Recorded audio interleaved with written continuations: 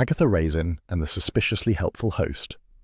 Chaos at a Castley supper leads Agatha Raisin straight into polished charm, hidden lies, and a murder that smells far worse than spilled gravy. As secret surface and hospitality turns deadly, where in the world are you listening from tonight? And subscribe so you never miss upcoming mysteries. Doris, if you breathe that loudly over the cutlery again, I shall take the fork away and use it on you, Agatha snapped, jerking a platter of half-roasted chicken legs into place. She had invited the Castley women for what she described, twice in tone's daring contradiction, as a small but select supper. Her aim was simple, to prove, once and for all, that she was just as capable of hosting as any smug village matron who claimed to know her way around a kitchen. Hodge chose that moment to leap onto the table with the solemn determination of a cat who believed himself vital to the proceedings. His paws skidded through the trifle dish, launching it in a slow, wobbling arc before it landed with a wet splat in Doris Simpson's lap. Doris yelped, her chair scraping back as if she'd been shot.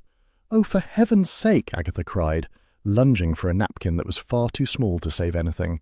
Mrs. Mason, who had maintained a superior expression most of the evening, made a noise somewhere between a sniff and a gasp. It was the sound of a woman who had finally received confirmation of her darkest suspicions. Before Agatha could salvage the moment, Hodge's second grand contribution came. A swipe of his tail sent the gravy boat sailing neatly into Mrs. Mason's handbag. The resulting splash smelled of stock and doom. Agatha felt her temper crack like old paint. The chicken was underdone, the carrots overdone, the wine warm, and the compliments scarce. Doris dabbed at her skirt as if performing surgery. Mrs. Mason peered into her handbag with the expression of someone discovering a corpse. "If you'd let me bring something," Doris began. "I did not need anything brought," Agatha snapped. "This is a proper hostess's supper." It was at this precise, humiliating peak that the doorbell rang. Agatha marched to the cottage door, ready to bite someone's head off, only to find a tall, polished stranger holding a gleaming casserole dish. "Forgive the intrusion," he said in a warm baritone. "I'm Lionel Harper, from Harper Lodge just down the lane. I believe this was accidentally delivered to my kitchen instead of yours. Thought I'd best return it." Agatha stared. His timing felt choreographed. His smile was immaculate. His hair behaved itself in ways hers had never managed. Doris appeared behind Agatha, trifles streaked across her skirt. "Oh, it's the new gentleman who bought that grand house," she beamed. "Do come in." Lionel stepped inside before Agatha could object. His eyes took in the chaotic dining table with sympathetic understanding. "Hosting is a battlefield," he said lightly. "May I help?" Agatha intended to refuse him outright. Instead, she heard herself mutter something that sounded suspiciously like, "if you must." In 10 alarming minutes he reorganized her kitchen, pots simmering, plates warming, carrots re-seasoned, chicken re-basted. Hodge, who trusted nobody, allowed Lionel to stroke him, and even purred at the saucer of cream the man produced from nowhere. Agatha watched in horrified fascination as her supper, previously limping toward disaster, took on an aura of competence. Mrs. Bloxby, serene in her chair, observed him with polite interest. "Such a helpful nature," she murmured. "Suspiciously helpful," Agatha retorted under her breath. The WI ladies, however, were enchanted. Mrs. Mason declared the improvised sauce astoundingly delicate. Doris praised his professional calm. Agatha, relegated to the role of decorative bystander, chewed defensively on a bread roll that Lionel had somehow crisped perfectly. "How long have you been in Castley?" Mrs. Bloxby asked gently. "Just settled in," Lionel said. "I've reopened Harper Lodge as a boutique guest house. Bespoke Cotswold hospitality, you know. Quiet luxury. Personal attention." He smiled modestly, though the modesty looked rehearsed. Agatha bristled. "And where does one learn to perform all this?" she asked. "Oh, one picks things up," Lionel replied. "I've hosted all sorts. One learns people quickly." "Too quickly," she muttered. He chuckled as if she had made a joke. He knew everyone's names without being told. Mrs. Mason, Doris, even that Mrs. Mason's daughter was the one in Cheltenham with the twins. Agatha caught Mrs. Bloxby's faint frown at the ease of it. A man didn't gather that much detail by accident. When Lionel finally excused himself, murmuring that he didn't wish to overshadow the true hostess, Agatha nearly choked on her own indignation. Doris touched her arm kindly. "Well, dear, not everyone can be a natural host." "Natural? I cooked an entire supper." "Yes," Doris said gently, "and we all survived. Socially, at least." Agatha contemplated throwing a chicken leg at her. Later at the Red Lion, the evening's disaster spread through Carsley like butter over hot toast.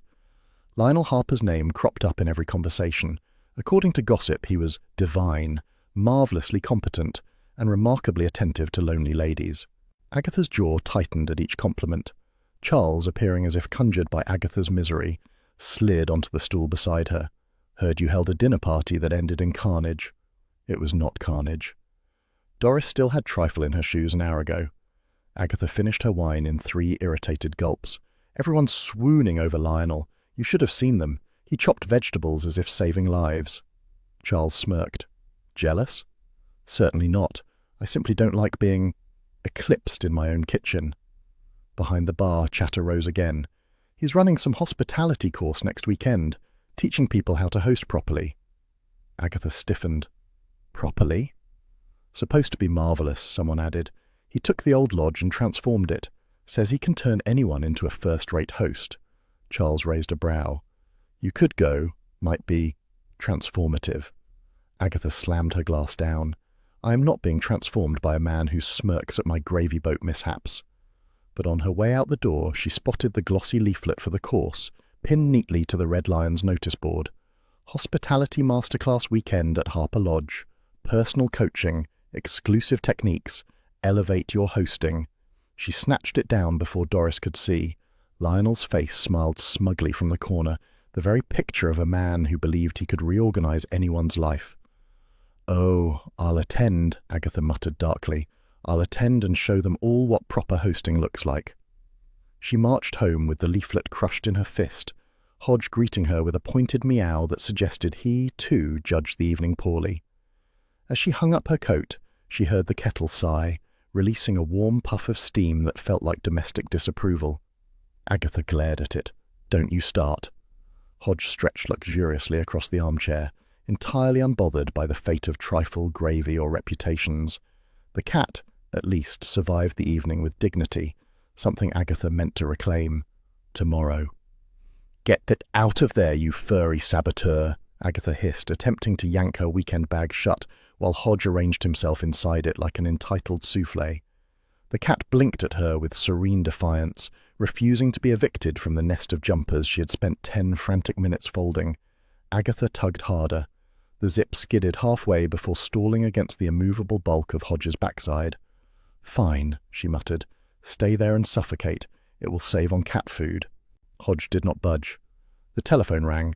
Agatha snatched it up with her free hand. "What?" Roy Silver's delighted shriek poured down the line. "Darling, tell me immediately. Are you going to Harper Lodge?" Agatha groaned. "Must everyone in Britain know my weekend plans?"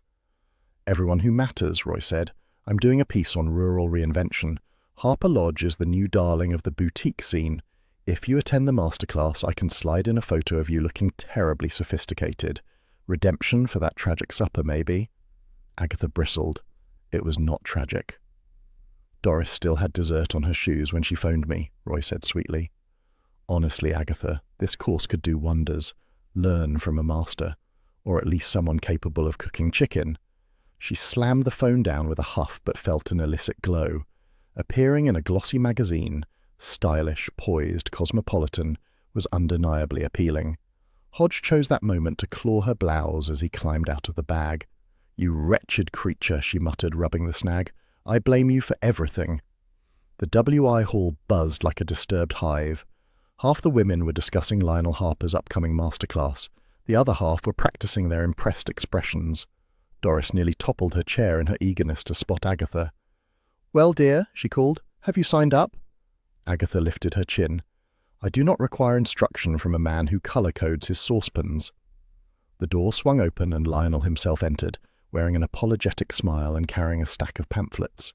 "Ladies, thank you for inviting me," he said. "I hope to share a few thoughts on creating unforgettable stays." Doris fluttered like a schoolgirl. Mrs. Mason reorganized her posture to appear dignified. Mrs. Bloxby folded her hands and watched quietly.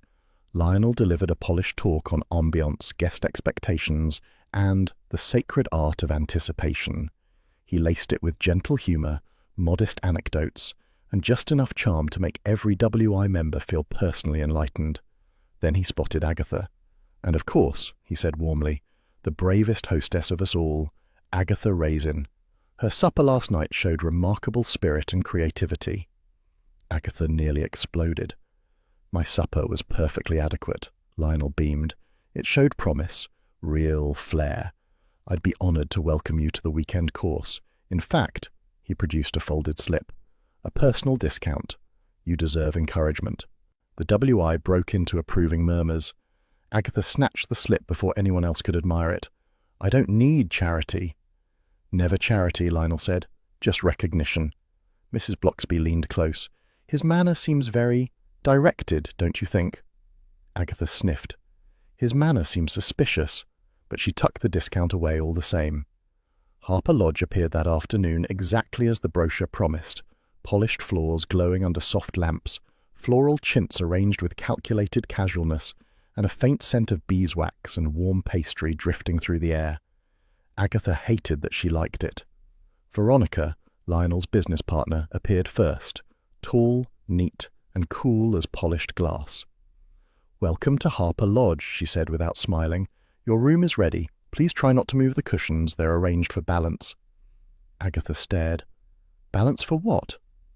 "For harmony," Veronica said, and glided away.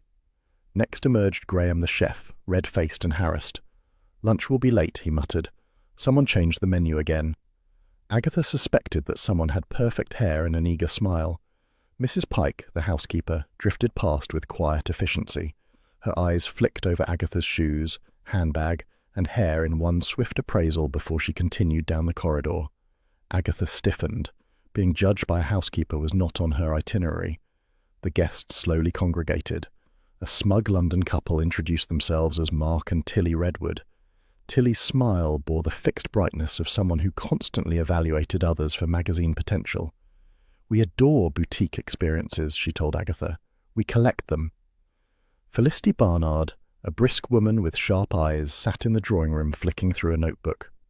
"I review hospitality venues," she said. "Most of them lie about their numbers. I'm here to see if this one is any better." Agatha perked up. "Lie about what, precisely?" "Occupancy, profit, guest satisfaction, the usual concealed rot." Felicity snapped the notebook shut. "Someone here is faking their brilliance. I'll find out who." Nigel, the handyman, stood by the door, shifting uneasily. "Just here to tighten things up," he mumbled. He avoided Agatha's gaze entirely. Red herring, Agatha thought with satisfaction. Shifty, awkward, avoiding eye contact. He was probably guilty only of forgotten invoices. A familiar voice floated in from the entrance. "Darling Aggie, you didn't think I'd miss this spread, did you?" Charles Fraith breezed in wearing tweed so perfectly rumpled it looked rehearsed. He kissed Agatha's cheek. "Heard there might be decent wine." Agatha groaned. "You're not on the course?" "I am," he said nobly. "Researching country house ventures. Pure business. Nothing to do with free food." Lionel appeared beside the Therme as if summoned by applause. "Welcome, everyone," he said. "This weekend will change how you host forever. You will leave with confidence, skill, and a renewed sense of personal flair." "Oh, please," Felicity muttered. "Try selling that to a real auditor." Agatha heard it and felt a shiver of intrigue. Felicity spoke with the certainty of someone who could smell dishonesty like damp carpet. Valuable, she thought. Potentially lethal in a room full of people desperate to impress. Lionel gestured toward the staircase. "Refresh yourselves, then join us for tea. We have much to explore." As the guests dispersed, Felicity paused beside Agatha. "Word to the wise," she murmured. "Someone here isn't what they seem.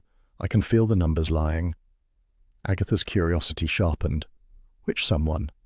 Felicity smiled without warmth. "I'll tell you when I've proved it. I don't accuse without evidence." Agatha respected that. It was what she always told Bill, though usually after he'd asked her not to meddle. A faint hiss of steam drifted from the kitchen, carrying the warm smell of scones. Graham shouted something unintelligible. Lionel replied with calm authority. Veronica glided past again, adjusting a vase by a hair's width. Agatha felt the prickle of mystery forming beneath the glossy calm. Hospitality, Harper style, might be more complicated than polished floors and personalized tea trays. She retreated to her room and dropped her bag on the bed. Hodge wasn't here, but she still brushed a phantom cat hair off her jumper all the same. A kettle hummed in the corner, ready to boil. Agatha pressed the switch, listening to its soft sigh. Confidence, skill, personal flair, she echoed mockingly. But she felt a strange flicker of anticipation. Something was off at Harper Lodge, and she meant to sniff it out. The kettle clicked off. Agatha poured herself a cup of tea, muttering, "We'll see who changes who this weekend." A draught nudged the door gently, as if the house itself approved. Agatha ignored it, focusing instead on the warm cup between her hands. Tea first, transformation later. Agatha's first thought that morning was simple and sharp. Lionel Harper didn't walk into rooms like a normal human being. He appeared, fully smiling, fully prepared, and fully convinced everyone wished to see him. It irritated her immensely. He materialized beside the breakfast table with that same polished ease. "Good morning, everyone. Ready to begin?" Agatha muttered, "I was ready 20 minutes ago," though nobody asked her. Lionel's smile widened, which somehow made her cross. The dining room, bright and airy, had been arranged for the opening session of the masterclass. Chairs stood in a neat semicircle, each with a notebook, pen, and small welcome basket.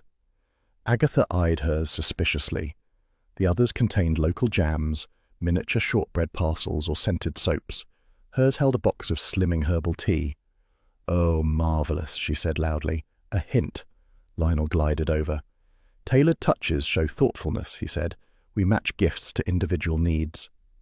"My needs," Agatha said dangerously, "do not include being told to shrink." Charles snorted behind her. "Take the compliment, Aggie. At least he thinks you're capable of change." She elbowed him hard.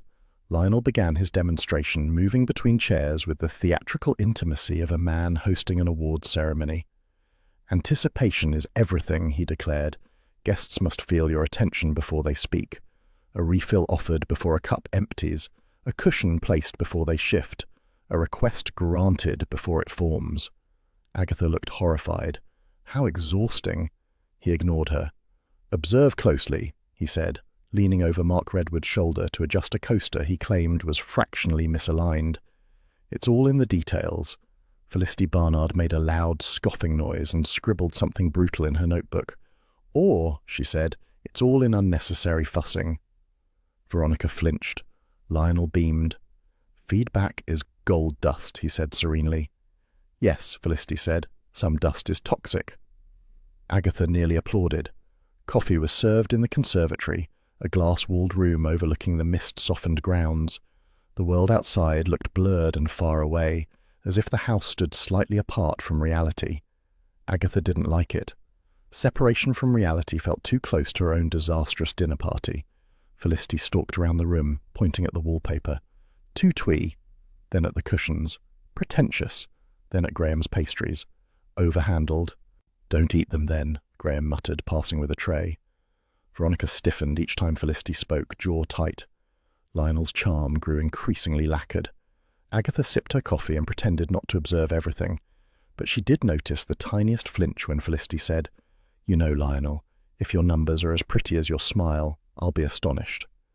Lionel only said, "We do our best." "Some people's best is the problem," Felicity replied. Charles leaned toward Agatha. "She's delightful," he whispered. "I might marry her." "She'd flay you alive," Agatha said. "I might help." Lunch began with tension already simmering. The long table gleamed with polished cutlery and folded napkins shaped like water lilies. Lionel introduced the appetizer, a delicate nut-infused pâté with herb crackers. "I'm allergic," Felicity announced, mildly, "but I refuse anything with even a whisper of peanuts." Graham muttered something about bloody fussy reviewers, but Lionel raised a calming hand. "Of course," he said. "We anticipated that. Veronica, do bring the alternative option." Veronica went pale. I thought you handled that." "No matter," Lionel said. "I'll fetch it myself." As he disappeared, the vegetarian guest, Tilly Redwood, lifted her fork and frowned. "This has stock in it. I can taste stock. I told them vegetarian." Graham stormed out of the kitchen door. "It's vegetable stock," he yelled back. "Vegetable!" "It tastes meaty," she insisted.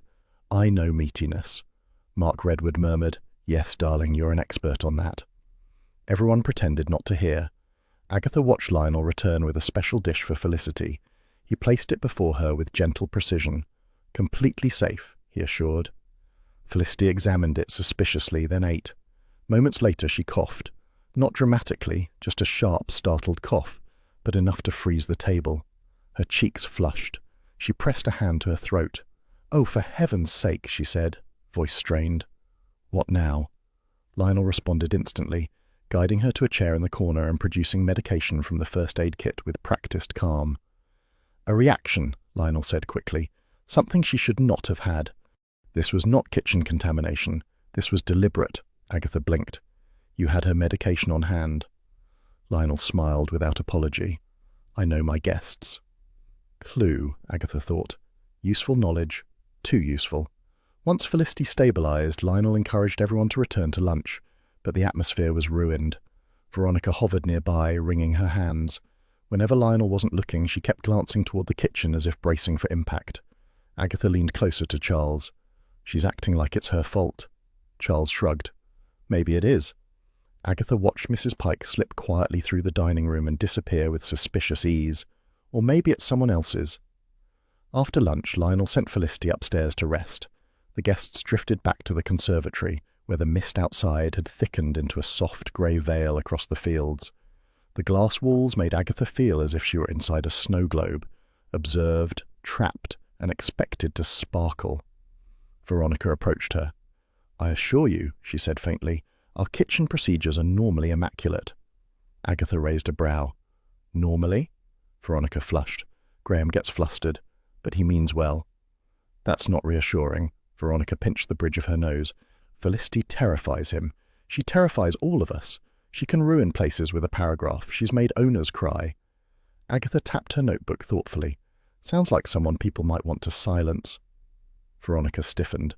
"You're implying—" "I'm observing," Agatha said smoothly. A clatter from the hallway drew their attention. Mrs. Pike reappeared, smoothing her apron.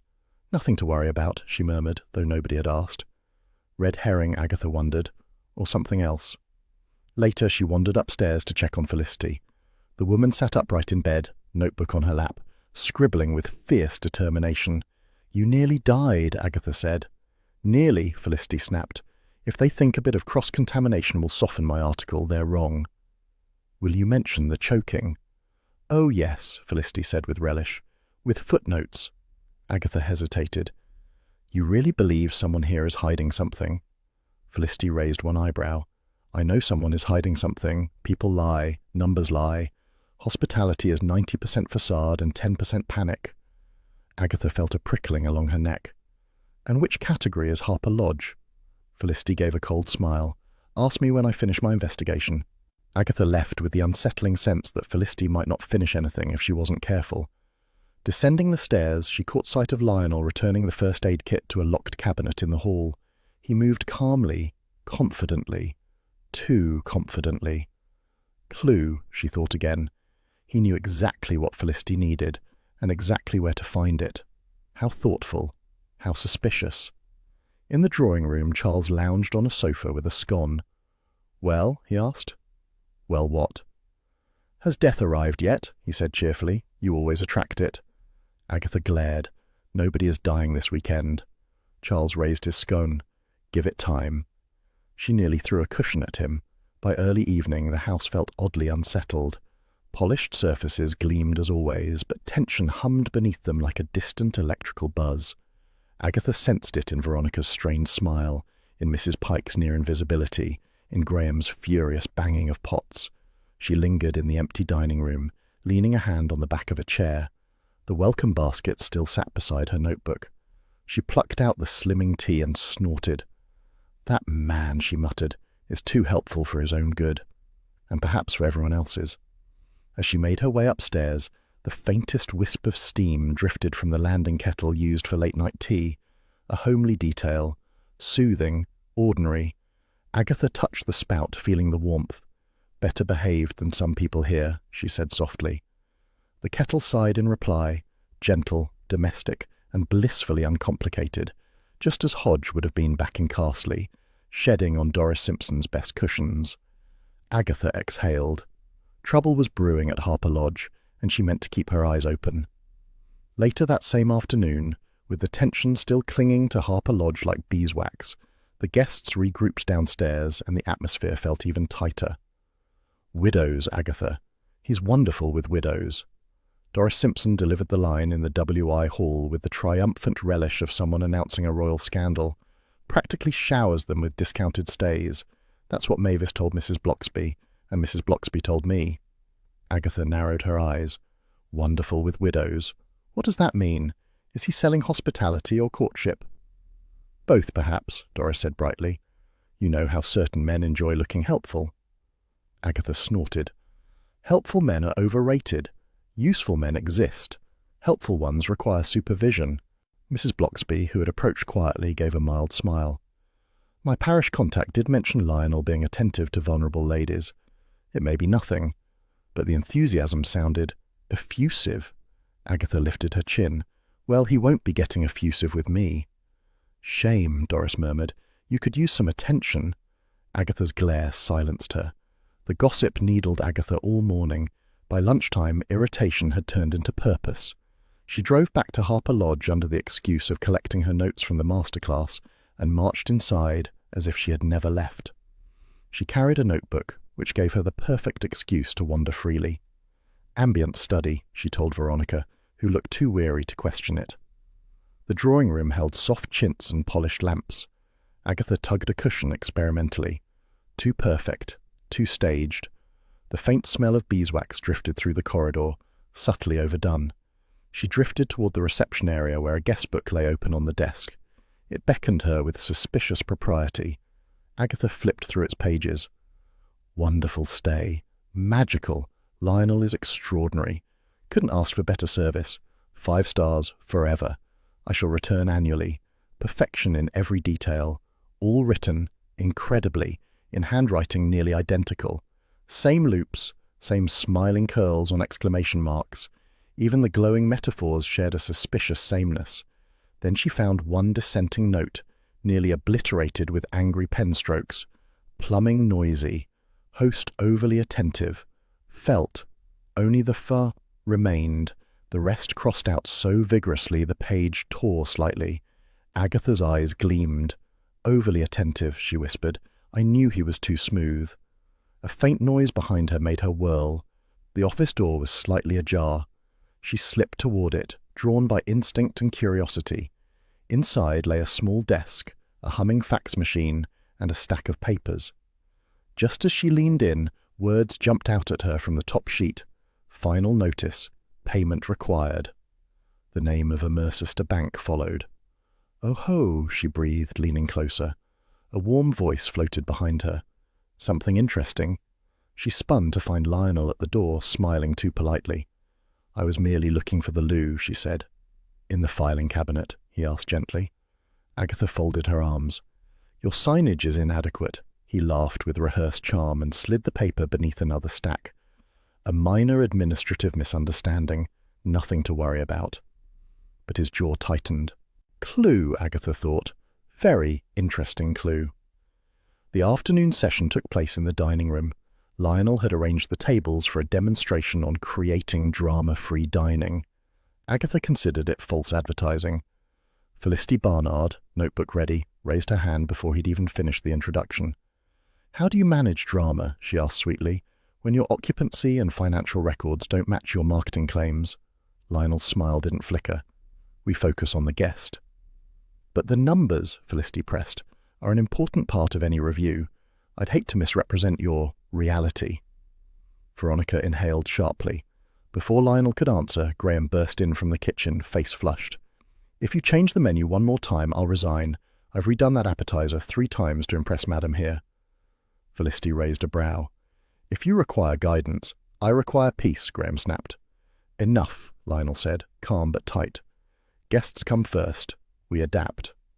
"That's what worries me," Felicity murmured. Agatha watched Lionel smooth each frayed thread with charm, but the strain around his eyes suggested something close to panic. Charles leaned toward Agatha. If he smiles any harder, his face will crack." "Good," she whispered. As the afternoon faded, Lionel ushered them all downstairs to the cellar. "Time to show you the backbone of any historic property," he said cheerfully. "Charming quirks require understanding." The cellar smelled faintly of damp stone and old wiring. The fuse box hung on the far wall, a relic of a previous century with switches labelled in fading pencil. Lionel tapped the box. "If we ever lose power, which occasionally happens, you'll want to know this system. Each switch controls a different section of the house." He gave a simple demonstration. Lights flickered overhead as he toggled switches. "Nothing to fear," he assured. "You just restore the correct sequence." Agatha studied the other guests. Felicity barely looked up from her notes. Mark Redwood frowned as if the fuses personally offended him. Tilly seemed bored. Veronica stood stiff and aloof, arms crossed, making no attempt to appear engaged. Mrs. Pike, however, watched each switch with quiet familiarity.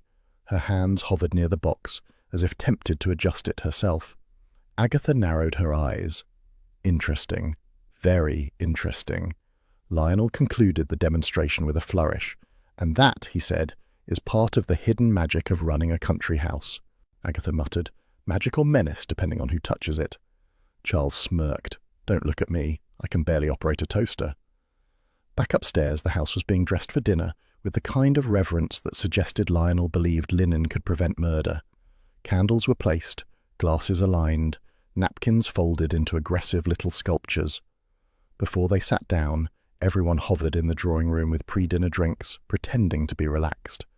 Felicity was already sharpening her tone with each sip.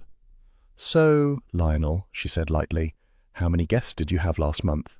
And how many actually paid?" Veronica froze mid-breath.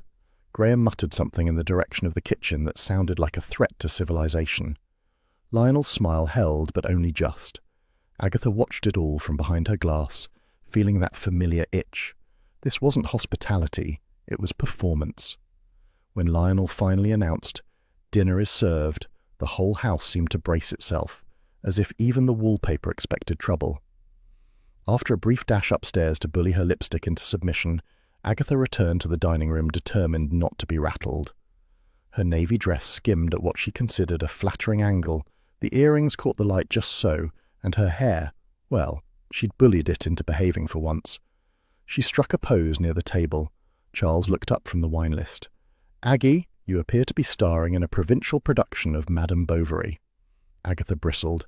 "It is simple refinement." "It is theatrical," Charles said cheerfully. "Delightfully so." Several guests snickered behind their napkins. Agatha shot them a glare sharp enough to butter bread. "Ignore him," she said. "His fashion sense is modelled on discarded tweed." The dining room had been meticulously arranged. Candles flickered in tall holders, glassware gleamed, and the table shone with an almost reverent polish. Yet beneath the surface lay an unmistakable brittleness. Conversations snapped into silence whenever Felicity entered the room. Felicity herself sat with the calm menace of a critic who enjoyed detonating tempers. "So, Lionel," she said lightly, "how is the guest house business these days? Still inflating your occupancy numbers?" Lionel's smile held steady. "Transparency is important to us." "Transparency rarely includes creative bookkeeping," Felicity replied. "Readers appreciate honesty." Veronica flushed scarlet. Graham banged a dish with enough force to startle half the table. Mrs. Pike hovered at the edges, silent and alert, her eyes drifting toward the kitchen door as though waiting for something. Agatha narrowed her gaze. "They're all about to explode," she whispered to Charles. "Not before dessert, I hope," Charles replied. "I'm starving." Dinner began with brittle politeness. Tilly Redwood complained about her chair height. Mark observed that the candlelight was insufficient for discerning flavour. Graham supplied the dishes with grim determination, muttering threats about early retirement. Lionel floated between guests, performing soothing gestures that fooled nobody. Then Felicity struck again. "I've spoken to several former guests," she announced. "It seems some had, how shall I put it, concerning experiences here, incidents you never reported." Lionel's jaw tightened. "Every establishment has challenges." "And some," Felicity added, "have skeletons they forgot to bury properly." The atmosphere tensed. Veronica clenched her napkin so hard it nearly tore. Graham crashed another plate into the kitchen with a clatter that suggested homicide. Agatha watched them all, her instincts prickling. "This isn't hospitality," she muttered. "It's theatre." "Bad theatre," Charles said, "although you fit beautifully." Before she could respond, the lights snapped off. Total darkness swallowed the room. Gasps pierced the air. Cutlery clattered against plates. Someone giggled nervously. Someone else swore. Chairs scraped. A wineglass shattered. Agatha froze, senses sharp. The blackout was sudden, calculated even. Lionel's voice floated through the dark, calm and reassuring. "Everyone remain still. I'll check the fuse." His footsteps moved toward the door. But Agatha heard other steps brush past her chair, soft, quick, and heading the opposite direction from Lionel. Not the clumsy scramble of frightened guests, one person moving like they already knew exactly where they were going. A cold thrill ran down her spine. Someone was using the dark. "Who's there?" she hissed into the void. No answer. Only the rustle of fabric, a faint gasp, and then silence. A moment later, lights flickered back to life, buzzing faintly as they stabilized. Everyone blinked at one another. One immediate absence hit them all. "Where's Felicity?" Agatha said, already rising. The table dissolved into murmurs. Chairs scraped. Lionel returned, pale but controlled. She must have stepped out. "Let's search." Agatha headed straight for the conservatory, drawn by instinct or dread. The room glowed faintly from exterior lamps, casting pale light across the glass, plants, and wicker chairs. Felicity sat slumped in one of them. Her head rested against the backrest at an unnatural angle. One hand drooped toward the floor. In the other, she clutched a wineglass. A faint, unmistakable smell. Bitter almonds hung around her. "Oh no," Agatha whispered. Lionel reached her first, kneeling beside the chair. "She isn't responding," he said tightly. "Veronica, call the police, now." Veronica spun and rushed out, heels clipping against tile. Agatha moved closer, her eyes narrowing. Something was wrong, more wrong than the obvious. On the small table beside Felicity sat two identical wineglasses, one near her hand, one farther back, and the second had a smudge along the stem, as though someone had grabbed it in haste. Deliberate, calculated, clue. Charles appeared behind her, voice low. "Aggie, this doesn't look good." "No," she murmured. "It doesn't." Within minutes, Veronica returned, breathless. "Police are coming." Lionel stood and addressed the group with a heroic calm that Agatha found deeply suspicious. "Everyone, remain in the drawing room. Do not wander." "Wonderful," Mark Redwood muttered. "We're suspects now." Agatha's eyes remained fixed on the smudged glass. "One of you moved in darkness," she whispered, "and it wasn't Lionel." Bill Wong arrived with two officers from Mercester CID. He looked both weary and deeply alarmed. "Agatha," he said, taking her aside, "please tell me you didn't cause this." "I didn't cause it," she snapped. "I merely observed it. Competently." Bill sighed. "Every time a body appears, there you are. Pure coincidence," she said dismissively. "If anything, bodies follow me." "That's not comforting," Bill muttered. He examined Felicity, careful and professional. "Poison," he said quietly, "likely introduced to her drink during the blackout." Agatha nodded grimly. Everyone had the chance to move. Everyone was frightened. Everyone panicked. "Everyone," Bill agreed, "looks guilty." He followed her gaze to the matching wineglasses. "Two of them," he said, "and only one with a smudge." Agatha folded her arms. "She didn't pour her own poison, Bill." "Nobody ever does," he replied. The officers began questioning the guests. Tilly sobbed theatrically. Mark demanded legal counsel. Nigel stammered and sweated. Graham cursed repeatedly. Veronica appeared close to fainting. Lionel maintained his polished calm, answering every question with careful poise. Agatha drifted around the conservatory, studying angles, distances, and opportunities. The conservatory door opened inward. Anyone slipping in during the blackout could have reached Felicity easily. The wineglasses were identical, making a swap effortless. Charles joined her. "Between you and me," he murmured, "I'm terrified you're enjoying this." "I'm not enjoying it," she said, then added, "Yet." "You have that gleam." "I do not have a gleam." "You do." She ignored him. Bill approached again. "We'll be here a while," he said, "and Agatha, Please don't wander." "I never wander." "You always wander." She turned indignantly, but Bill was already walking away. The guests were eventually gathered in the drawing room, shivering with nerves. Lionel tried to serve brandy to calm them. Agatha blocked him. "No more alcohol. Someone here weaponizes drinks." Lionel raised a brow. "Are you accusing me?" "I'm observing," she said coldly. "Your talent for control is impressive, but murderers also enjoy control." Gasps fluttered from the redwoods. Veronica flinched as though slapped. Bill intervened. "Let's keep the accusations procedural, please." Agatha frowned at Lionel's calm expression. He looked sorrowful, dignified, almost noble. Too noble, too polished, too aware of how to perform shock. Red herring, her instincts whispered. Too perfect. Her mind replayed the moment in the blackout, those soft, quick footsteps passing her chair. Not Lionel's assured stride. Someone smaller, someone lighter, someone moving with purpose. Her gaze flicked around the drawing room. Veronica trembling, Graham scowling, Nigel wringing his hands, Tilly clinging to Mark, Mrs. Pike hovering in a shadowed corner. One of them had moved silently in the dark. One of them had reached the conservatory before the lights returned. Bill reappeared beside her. "Initial examination confirms poison," he murmured. "We'll need full statements from everyone." Agatha nodded. "Felicity made too many enemies in a very short time." "She made enemies professionally," Bill said. "But this feels personal." Agatha's eyes drifted again to the smudged wineglass. Someone handled that. Someone swapped those drinks. Someone wanted her silenced.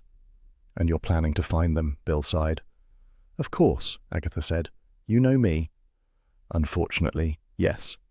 He moved away, leaving Agatha staring through the conservatory glass at the cold night beyond. The stars glittered innocently, oblivious to the murder beneath them. Behind her, chairs creaked, officers murmured, and Lionel offered helpful suggestions in a tone that sounded increasingly hollow. Agatha inhaled slowly. Harper Lodge had transformed from curated elegance to a stage for lies, and she apparently was destined to stand center stage, whether she wished it or not. She turned away from the glass. "This," she muttered, "is going to be complicated." As she walked past the reception desk, the faintest hum of the landline echoed through the corridor, a domestic sound in a house now steeped in deception. The noise grounded her, anchoring her spiraling thoughts. It almost reminded her of home. Kettle sighing, Hodge stretching across the sofa, purring as if the world held no murder at all. Agatha sighed. Lucky creature. And with that soft imagining of Hodge's warm weight, she steeled herself for the investigation ahead. The telephone shrilled at an hour Agatha considered spiritually offensive. She groped for the receiver, still half dreaming of throttling Felicity's murderer. Bill Wong's steady voice arrived like lukewarm porridge. "Agatha, please don't conduct a parallel investigation." Agatha sat upright. "I'm not conducting anything." "You always say that," Bill replied. "Then you conduct something." "I'm traumatized," she insisted. "A woman dropped dead beside me." "Felicity didn't drop dead beside you," Bill said. "She died in the conservatory." "Same property," Agatha snapped. "Don't nitpick." Bill sighed. "Just behave and stay put. We're continuing interviews." "I promise nothing," Agatha said, and hung up before he could scold her. By morning, the tension had curdled into a strange, cozy dread. Veronica insisted the breakfast buffet remain arranged as usual. Lionel insisted on looking after everyone, which now meant hovering like an overbearing uncle who'd read too many self-help books. Agatha took her seat at the long table.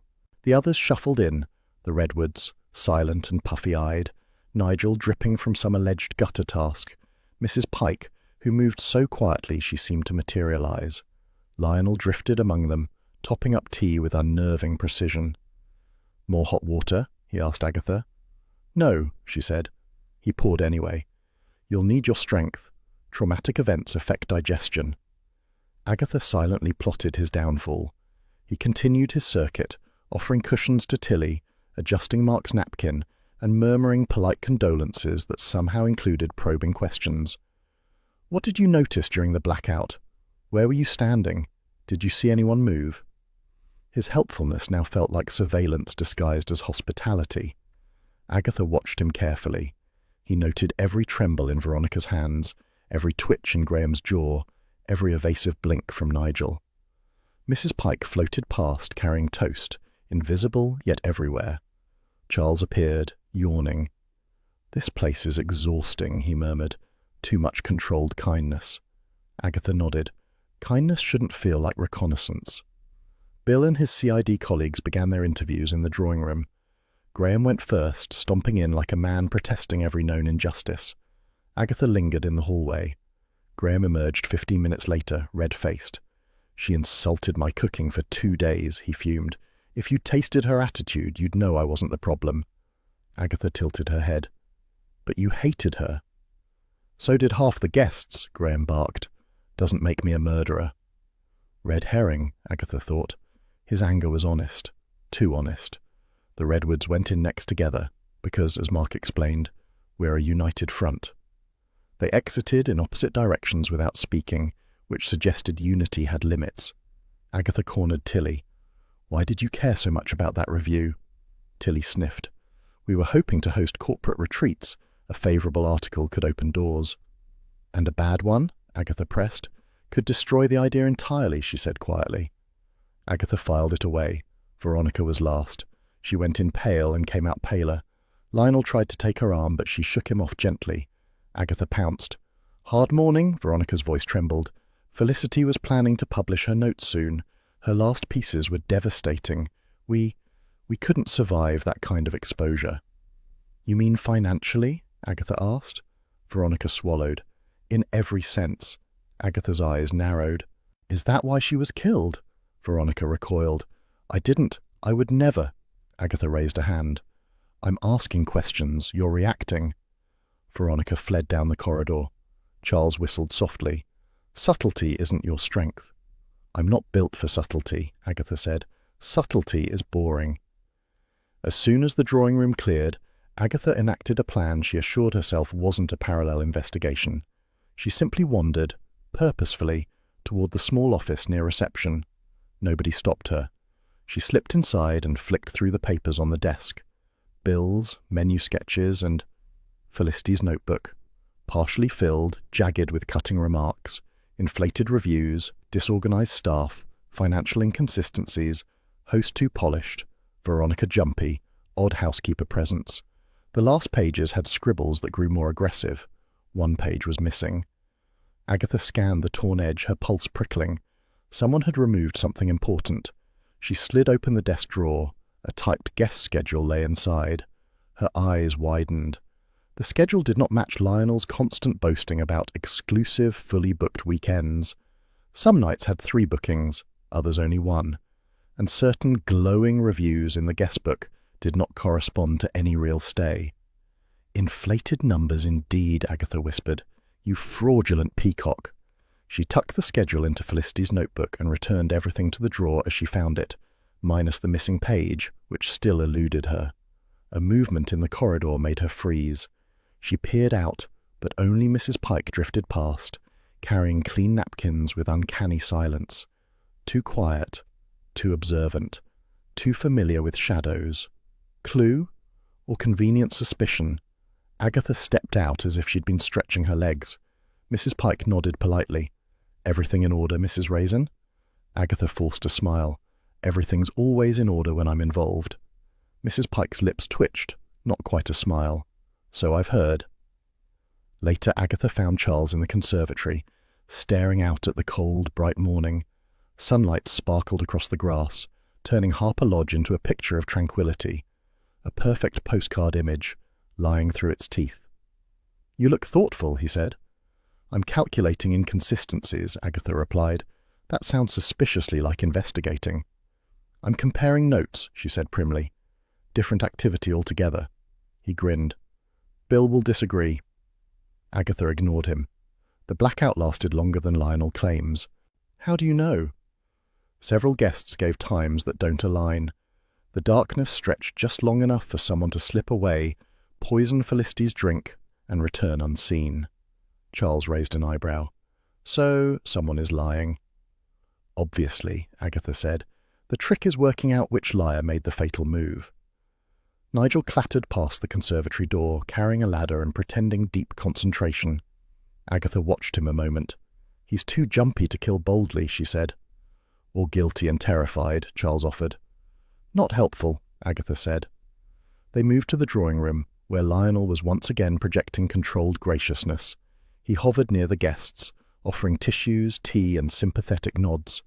Agatha watched him circulate like a well-meaning hawk.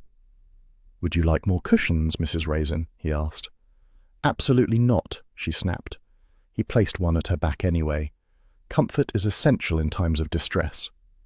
Agatha pushed it aside. "I have a spine, Lionel." He still smiled, but the smile tightened. "We all process grief differently." "That wasn't grief," she muttered. "That was irritation." Lionel moved on. Agatha leaned over to Charles. "He's too perfect. A man that perfect is hiding something." "Usually a second family," Charles said. "Or a fraudulent guest book," Agatha murmured. His eyebrows shot up. "You found something." "A few things," she said, "and a page someone didn't want found." Across the room, Veronica sat hunched, twisting her napkin. Mrs. Pike watched her from a corner with unreadable calm. Tilly whispered to Mark, who refused to meet anyone's eye. Graham wiped down the same spot on a tray over and over, muttering. Everyone was afraid. Everyone was performing. Everyone had something to hide. Agatha felt the mental pieces shifting, aligning, resisting, a puzzle turning itself upright. Bill re-entered the room looking harassed. "We're organizing timed follow-ups," he announced. "Nobody leaves the property." Agatha caught his eye. "Bill," she said quietly, "I think the blackout lasted longer than Lionel states." Bill nodded slowly. "We've noticed discrepancies." "That means," she said, "someone is lying about where they were during the dark." "Or lying about who was in the cellar," Bill murmured. Their eyes met. Same conclusion, same unease. Agatha exhaled. "This place feels like a mousetrap." Bill gave her a weary smile. "Try not to spring it." Back in her room, Agatha sat on the edge of the bed, the day's clues swirling together like mismatched tea leaves. The bright, cold sunlight outside mocked the tension within the walls. She opened Felicity's notebook again, tapping the torn page thoughtfully. "Somebody removed something important," she murmured. "Something she'd written. Something worth killing for." She compared the booking schedule to Lionel's speeches, noting each contradiction. Outside her door, footsteps creaked. She stiffened, then relaxed as Mrs. Pike passed again, so quiet she could have been air-moving. Agatha rose, pacing. "The blackout," she whispered. "The timing, the missing page, Lionel's perfect knowledge, Veronica's fear, Graham's temper, Nigel's nerves." She paused, struck by sudden clarity. Someone had used the darkness expertly, someone who understood the house, someone who could navigate without stumbling. But who? She sat again, rubbing her temples. Downstairs, a kettle sighed as someone prepared tea, a gentle grounding sound. Agatha allowed herself one small smile. At least kettles remain honest. She imagined Hodge stretching luxuriously across her sofa at home, unconcerned with murder or lies, shedding fur as if the world depended on it. "Lucky creature," Agatha murmured, softening despite herself. But the softness didn't last, because a truth hovered at the edge of her thoughts, just out of reach, and she meant to catch it soon. "No decent man is that helpful unless he wants something," Doris declared, slapping her knitting onto the WI table with a force that made several biscuits tremble. Mrs. Mason sniffed. "Some women appreciate a gentleman who cares about napkins." "He cares too much," Doris retorted. "Excessive napkin interest is a warning sign." The WI meeting buzzed like a disturbed hive. Word of the murder at Harper Lodge had trickled into Carsley in the usual way, incorrectly, dramatically, and with all the embellishment of a Greek chorus. By the time it reached the WI, Lionel had been everything from a cunning seducer to a secret arsonist. Mrs. Bloxby folded her hands calmly, the only island of serenity in the room. "Ladies, we don't know anything yet. Gossip won't help." Doris leaned closer. "Mavis told me that her cousin heard Lionel gives discounts to lonely widows, big discounts, and then nudges them for those glowing reviews." Mrs. Mason gasped as if scandal had personally knocked on her door. "That's practically manipulation. It's completely manipulation, Doris said. Men like that don't help for free. They help with intentions. Mrs. Blocksby sighed, though her eyes showed concern. There is something troubling. One of my parishioners, a recent widow, mentioned Lionel hinted at arrangements. She didn't elaborate, but she seemed uneasy. The room erupted in chatter. Arrangements? With widows? Heavens, what does Agatha get herself mixed up in? Mrs. Blocksby's gaze sharpened. And that is why I intend to ring her. She deserves fair warning. Agatha did not appreciate being rung in the middle of trying to tame her hair. Mrs. Blocksby, if this is about my fringe, I assure you it's resisting all known methods. It's not your fringe, dear, Mrs. Blocksby replied gently. We've heard worrying things about Lionel. Agatha bristled. Of course you have. Carsley sees 2 shadows and invents 3 murders. Mrs. Blocksby lowered her voice. One of the widows said Lionel hinted at arrangements he expected in return for discounted stays. She felt pressured. Agatha froze, brush mid-air. Pressured how? She didn't say, but she looked afraid. Agatha swallowed. So Lionel may be sleazy as well as fraudulent. Mrs. Blocksby hesitated. Agatha, be careful. If Lionel hides unpleasant behaviour, he may hide worse. Agatha frowned at her reflection. If he hid murder, he wouldn't be smiling so much. That's what worries me, Mrs. Blocksby said softly. Some people smile to survive. Agatha hung up, feeling uneasy. Not frightened. Agatha Raisin was rarely frightened, but deeply irritated that Lionel might be more than a preening fraud. She hated being wrong. She tugged her jumper straight and marched into the kitchen, where Roy Silver burst through the door in a cloud of aftershave, noise and panic. Darling, Roy cried, flinging his arms wide. I heard everything. Murder. Terror. Your life in tatters. I rushed down immediately. Agatha folded her arms. You rushed down because you smelled a human interest article. Roy placed a hand on his chest. How dare you? I also smelled opportunity. Hodge, perched on the windowsill, stared at Roy with the steady disdain only cats and royalty can manage. Roy wrinkled his nose. That cat hates me. He hates everyone, Agatha said. Don't take it personally. Impossible, Roy muttered, shuffling farther from Hodge. They sat with mugs of tea, the kitchen warm around them. Roy leaned in dramatically. I've discovered something. Felicity Barnard wasn't the paragon of righteous journalism people claim. Agatha perked up. Go on. She was involved in a scandal a year ago. Apparently she exaggerated findings, twisted quotes, and practically ruined a family over what turned out to be a misunderstanding. Agatha narrowed her eyes. So she destroyed reputations for fun? For drama, Roy corrected, which is worse. So Lionel wasn't her only target. Exactly. Felicity thrived on disaster. If she sensed cracks at Harper Lodge, she might have sharpened them for effect. Agatha sat back. Meaning someone besides Lionel feared what she might print. Roy pointed a perfectly manicured finger. You need to consider every guest, and possibly Veronica, and the chef, and that gloomy handyman lurking everywhere. Agatha sighed. You're not helping. You're listing the suspects I already have.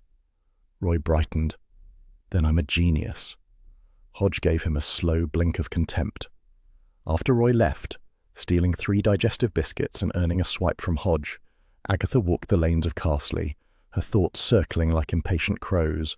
Felicity had been ruthless, Lionel was dubious, the guests were secretive, and the finances were suspicious. There's a web here, Agatha muttered, and I'm missing the spider. By midday she returned home to find Charles lounging against her gate, looking bored and expensive. Come on, Aggie, he said. We're driving to Mercester. Why? You said you needed to dig into Harper Lodge's finances. You can't charm bankers. I can. Agatha sniffed. I can charm anyone. Not sober accountants, Charles said. Let me drive. She eyed his convertible. It's freezing. You'll survive. They set off, the cold wind slicing past, though the Cotswold sky remained crisp and brilliantly clear. The hedgerows stood sharp against the horizon. Agatha pulled her coat tighter. Charles glanced at her. What's our story? We're exploring country investments, Agatha said. You're the clueless aristocrat. I'm your intimidating secretary. So, ourselves, Charles said. Exactly. They walked into the Mercester Bank with the confidence of two people who didn't bank there but felt they should. Charles handled the introductions with languid charm, and within minutes they were speaking to the customer relations manager. Agatha observed the hesitant glance the manager gave Lionel's account records. "Harper Lodge," he repeated. "They've had a challenging time." "Oh," Charles drawled. "We're thinking of copying their model." The manager looked horrified. "I wouldn't recommend that." He revealed with cautious phrasing that Harper Lodge was several payments behind, had extended 2 overdrafts, and had been warned repeatedly about unrealistic revenue projections. Agatha asked, "Have there been any complaints linked to guests?" The manager hesitated. Not formal ones, but one woman did call concerned about pressure to leave positive written feedback. Agatha exchanged a glance with Charles. "Widow?" she asked. "Yes," he said quietly. She felt a bolt of understanding, not solving the murder, but unravelling the persona Lionel crafted so carefully. When they stepped back into the street, Charles rubbed his gloved hands. "So Lionel is drowning financially." "Drowning men clutch anything," Agatha said, "even widows." "You think he killed Felicity?" "No," she said slowly. "I think he feared her, but fear alone doesn't swap wine glasses." "Then who?" "That," Agatha said, "is still the tangled part." Back in Carsley, the WI gossip storm continued. People argued in the shop queue, compared theories in the pub, and speculated loudly outside the post office. Agatha felt the weight of their curiosity as she returned home. A mystery always made Carsley feel too small. Her phone rang. Mrs. Bloxby again. "Agatha, dear, I wanted to check you were safe." "Physically, yes," Agatha replied. "Emotionally, no. Everyone's lying." Mrs. Bloxby gave a sympathetic hum. People often lie when they're frightened. Or guilty. "Sometimes both," Mrs. Bloxby said gently. "But remember, truth hides in patterns." Agatha frowned. Patterns. Felicity's missing notebook page, the blackout timing, the financial inconsistencies, Lionel's too perfect manner, Veronica's fear, the widow discounts, the fraudulent reviews, and Felicity herself, not a saint, but a storm. "Mrs. Bloxby," Agatha whispered, "what if Felicity was blackmailing someone?" "That," Mrs. Bloxby said softly, "would explain many things." After the call, Agatha stood still in her quiet kitchen, the afternoon light sharp through the window. The Cotswolds gleamed with crisp winter brightness, deceptively peaceful. She felt the pieces shift again, sharper this time, closer. Someone at Harper Lodge had something to lose, something worth killing for, and Felicity had found it. Agatha set her jaw. Time to pull the thread. Hodge padded in, tail high, and leapt onto the table with complete disregard for hygiene. He inspected her with regal indifference. Agatha scratched behind his ears. "At least you never lie." Hodge purred or tolerated her. The kettle sighed gently on the hob, and the cosy domestic quiet settled briefly around her. A small moment of peace, before everything sharpened again.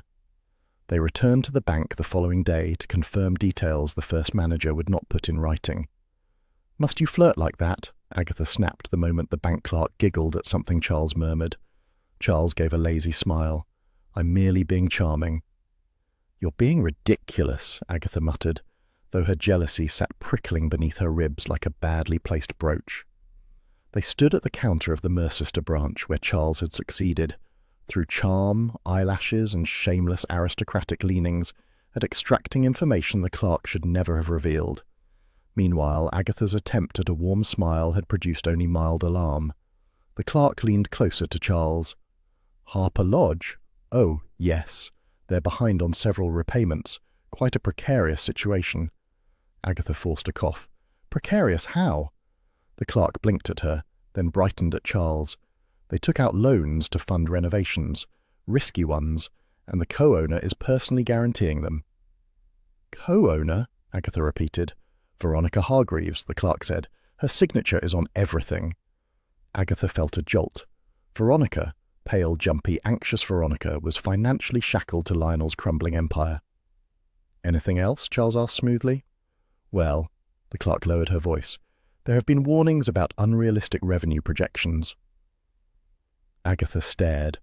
Lionel's glossy pamphlets, his curated charm, his glowing guestbook, everything suddenly looked like a desperate man's disguise. Back outside, Agatha folded her arms tightly. I could have got that information. No, Charles said kindly. You frightened her. Agatha huffed. She was weak. You were glaring. Same thing. They walked to a modest cafe near the high street, a place with very good pies and wallpaper, so aggressively floral it looked like an explosion in a gardening shed. Agatha stabbed a fork into her lunch pie. Lionel's drowning. Veronica's dragging behind him. Charles buttered his bread. Then Lionel had motive. Yes, Agatha said, too much motive. You're complaining the motive is too strong, he asked. Yes, it's suspicious. He stared. Suspicious that a suspect is too suspicious? Exactly. Charles sighed. You make no sense. Agatha leaned in. Listen, Lionel's too obvious, too shifty, too eager to impress, too eager to help. People who hide murder don't advertise incompetence. Charles folded his napkin. Some do. Agatha nodded reluctantly. True, but what about Veronica? She's financially entangled in the place. If Felicity exposed the truth, Veronica could lose everything. Veronica, Charles said. She looks like she faints at supermarket queues. Desperation gives strength, Agatha replied. Look at me. I try not to, Charles said. Agatha ignored him and flagged the waitress. Bill me for therapy. The waitress blinked. What? Nothing, Agatha said. After lunch they visited a solicitor whose name the bank had provided. His office smelled of paper and ancient biscuits. He adjusted his glasses and flipped through the file Agatha requested. Yes, Harper Lodge changed ownership several times, he said, but one constant remained. Agatha leaned forward. Which constant? Mrs. Pike, he replied. She has worked for every owner, knows the property intimately, wiring, quirks, cellars, the lot. Agatha's mind sparked. Mrs. Pike, quiet, gliding, nearly invisible, too familiar with the fuse box, too calm during chaos. Tell me more about her, Agatha urged. Reliable, discreet, an excellent housekeeper, handled several crises long before Mr. Harper purchased the property. Agatha's senses tingled. Crises, long-term access, house knowledge. Charles nudged her. You've gone glassy-eyed. Thinking, she said. Dangerous, he muttered. Returning to Harper Lodge, they found Bill in the entrance hall, interviewing staff again with the patience of a man herding geese. Graham the chef stood before him, arms folded, looking furious. I told you, Graham barked. I went outside to check the generator. Bill stared at Graham's shoes. Those are spotless. Graham blinked. I polished them. Agatha stepped forward. When? Between the blackout and now? I like polished shoes, Graham snapped. Agatha raised an eyebrow. Yet Nigel's trousers are filthy, and he claims he didn't go outside. Nigel shrank into himself. I tripped on the herb bed. During the blackout? Agatha asked. Nigel's eyes darted. I can't remember exactly. Bill sighed, rubbing his forehead. You two are complicating my morning. Agatha whispered to Charles. He's lying. But about what? Charles shrugged. Men lie about everything, even herb beds. Lionel appeared carrying a vase of fresh flowers, white lilies, excessive and pretentious. Freshen the atmosphere, he said, placing them on a side table. A soothing home is a safe home. Agatha eyed him. Are you offering free stays to everyone again? Lionel beamed. A gesture of goodwill. As soon as this unpleasantness concludes, you are all welcome back. Bill's eyebrow twitched. You're offering free accommodation during a murder inquiry? Hospitality, Lionel said simply. Agatha muttered. Or bribery. Veronica hovered behind him, stiff as starched linen. She flinched when Agatha approached. How are you holding up? Agatha asked. Veronica's throat bobbed. Trying to keep order. Guests expect professionalism. They expect honesty too, Agatha said quietly. Did you know the lodge was failing? Veronica's expression crumpled. Yes, but we were trying to turn things round. By offering discounts to widows, Agatha pressed. Veronica flinched again. Lionel believed reviews mattered. I just wanted the place to survive. Agatha softened. You mean well, but meaning isn't enough. Veronica fled down the corridor, trembling. Charles murmured, You're scaring everyone today. Good, Agatha said. Someone needs to be scared. Later, Agatha settled in the lounge as afternoon sunlight slanted through the windows, painting warm stripes across the carpet. It was almost cozy, if not for the murder, lies, and emotional breakdowns. She replayed events in her mind, the blackout, the footsteps, the wine glasses, the torn notebook page, Nigel's muddy trousers, Graham's spotless shoes, Lionel's desperation, Veronica's fear, Mrs. Pike's silence. A pattern flickered at the edges. Bill came in, rubbing his eyes. "Interviews are a mess," he said. "Nobody remembers anything clearly." Agatha tapped her chin. "Memory is unreliable, but shoes aren't." "Shoes?" "Graham claims he went outside, yet no mud," Agatha explained. "Nigel claims he didn't, yet he's filthy." Bill considered this. "So Nigel went out." "Or Graham changed shoes," she said. "But which is more likely?" Bill murmured. The blackout was short. "Not as short as Lionel claims," Agatha said. "It lasted long enough for someone confident in the dark to move unseen." Bill nodded. "So, someone familiar with the house?" "Yes," Agatha said, pulse quickening. "Someone who knows the wiring, someone who could navigate in pitch darkness." Bill's eyes sharpened. "Mrs. Pike." Agatha swallowed. "She's been here through every owner. She knows every creak, every shortcut." Bill frowned. "But why kill Felicity?" "Because Felicity was about to expose something," Agatha murmured. "Something that threatened more than Lionel's pride." Across the room, Mrs. Pike glided past, carrying folded linens. She moved with eerie ease, steps soundless, posture perfect. Agatha watched her ascend the back staircase, quiet, elegant, and carrying a small torch tucked subtly under her arm. A torch she clearly hadn't found yesterday. Agatha exhaled slowly. "She moves like she belongs to the dark." Charles joined her. "Admiring the staff?" "I'm admiring motive, opportunity, and familiarity," Agatha said, all wrapped in one peaceful housekeeper. "You think she did it?" "I think she could move in the dark without fear," Agatha replied. "And someone did exactly that." Bill watched Mrs. Pike disappear up the stairs, his expression stormy. "We'll need to talk to her again." Agatha nodded, though doubt twisted in her stomach. Mrs. Pike was steady, capable, loyal, but loyalty could hide many crimes. The afternoon quiet settled again. Soft sunlight, gentle warmth, the deceptive peace of a house keeping secrets. Agatha folded her arms. "Someone here is lying," she murmured, "and I'm going to find out who." In the silence she imagined Hodge at home, stretching luxuriously on her sofa, purring at nothing, unconcerned with murder or finances or human hypocrisy. "Lucky creature," she whispered. Hodge batted the pen off the table with the smug precision of a trained assassin.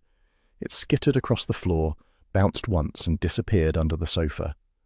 "Hodge," Agatha groaned, "I am solving a murder, not playing fetch." He blinked at her, utterly unrepentant. Agatha dropped to her knees, muttering darkly as she fished under the sofa.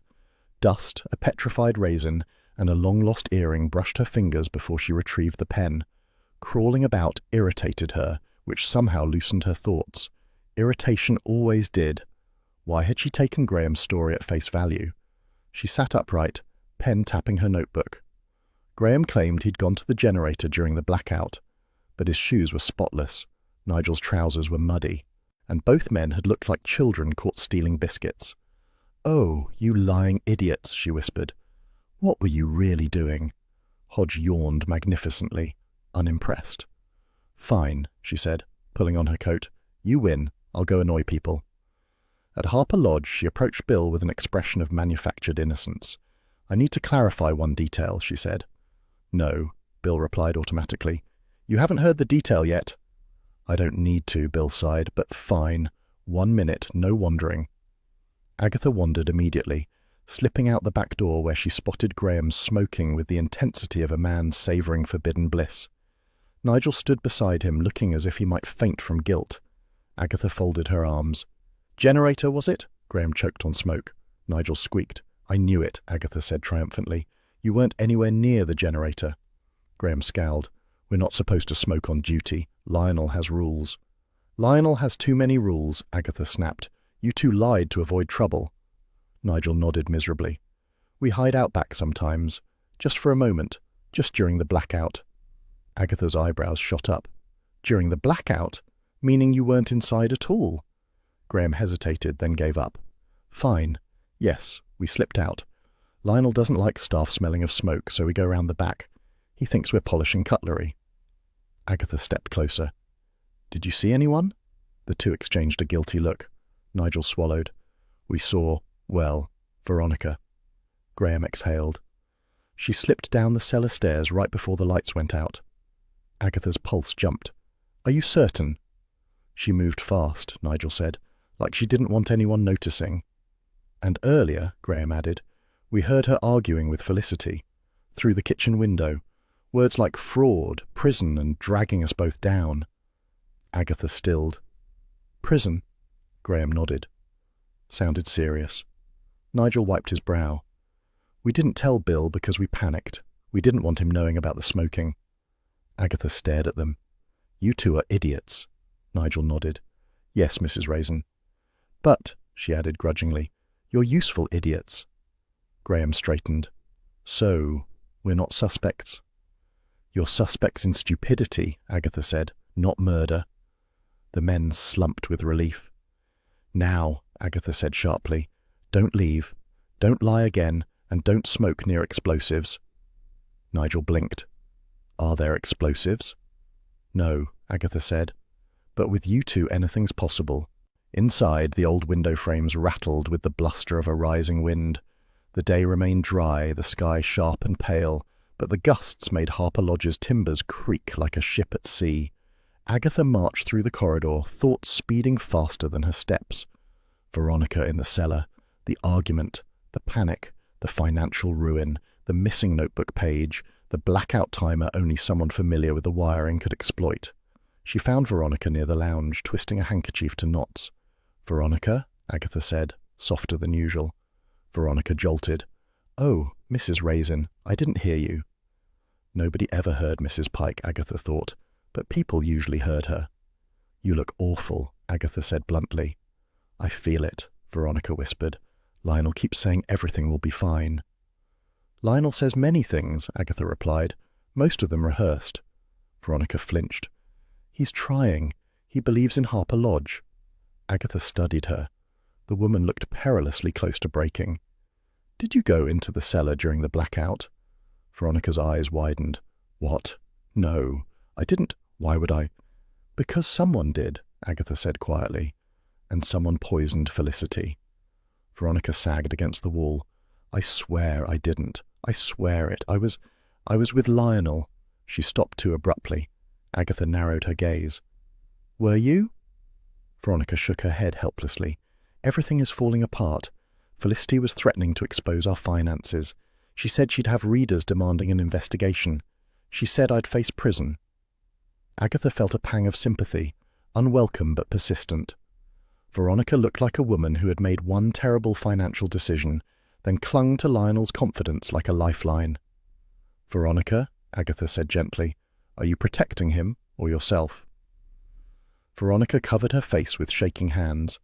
I don't know anymore. Agatha reached out but stopped before touching her. You need to tell Bill everything. Veronica gave a tiny nod, the reluctant nod of someone who had run out of places to hide. Bill found Agatha in the foyer, arms folded and expression sharp. What did you do? He demanded. Nothing, Agatha said, except uncover the truth. Bill sighed. Again? She summarized Graham and Nigel's confession with brisk efficiency. Their secret cigarette, their fear, their lie, and their sighting of Veronica entering the cellar moments before the blackout. Bill's frown deepened. That puts her close to the fuse box. And close to an opportunity, Agatha added. And the argument? Bill asked quietly. Serious enough to mention prison, Agatha said. Serious enough to make anyone desperate. Bill rubbed his temples. Agatha, you must be careful. I'm always careful, she said. That's demonstrably untrue, Bill replied. Agatha waved that aside. Veronica is not the calm administrator she pretends to be. She's drowning, and drowning people grab anything. Bill swallowed, including poison. Agatha nodded. Then Mrs. Pike appeared at the top of the stairs, polishing the banister with the concentration of a surgeon. Her movements were slow, steady, precise, her expression unreadable. She didn't glance at Agatha, didn't pause, didn't falter, just polished and polished and polished. Agatha watched her in silence. Mrs. Pike had seen owners come and go, secrets rise and fall, scandals flare and fade. She knew the wiring, she knew the shortcuts. She could move without sound, she could survive a crisis by becoming invisible. But invisibility, Agatha knew, was often a choice. "Bill," Agatha murmured, eyes still on Mrs. Pike, "things are shifting, the lies are forming a pattern." Bill followed her gaze. "I'll speak to her again." Agatha exhaled softly. "Everything's tightening. Someone's about to slip." Mrs. Pike moved down the staircase with her usual smooth silence, walked past Agatha without acknowledgement, and vanished into the kitchen corridor. Agatha watched the empty space she left behind, the faint scent of polish lingering like a clue she hadn't yet deciphered. A riddle in plain sight. Her thoughts churned.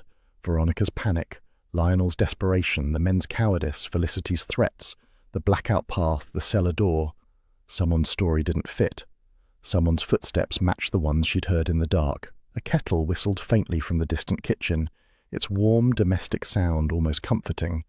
Agatha imagined Hodge at home, sprawled possessively across her favourite chair, irritated she wasn't there to admire him. "Lucky creature," she whispered, and with that small, wry comfort, she turned back to the puzzle sharpening around her. Agatha opened the door with a wary flick of her hair. "What's that supposed to be?" she snapped, pointing at the bottle Charles held like a peace offering.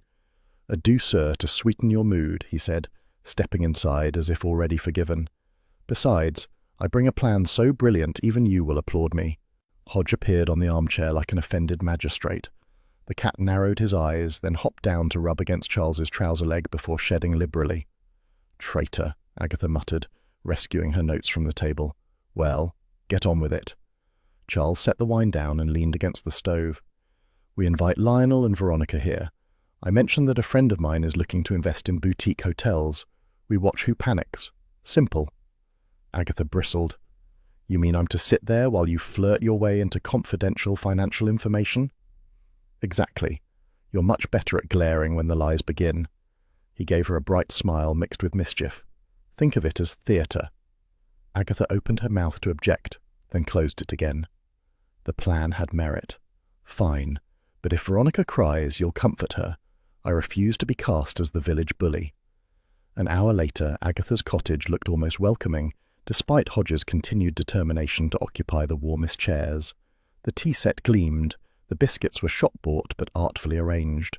Lionel arrived first, bursting with charm. "My dear Agatha, what a delightful invitation. And Charles, always a pleasure." He shook Charles's hand with the effusive warmth of a man hunting signatures on cheques.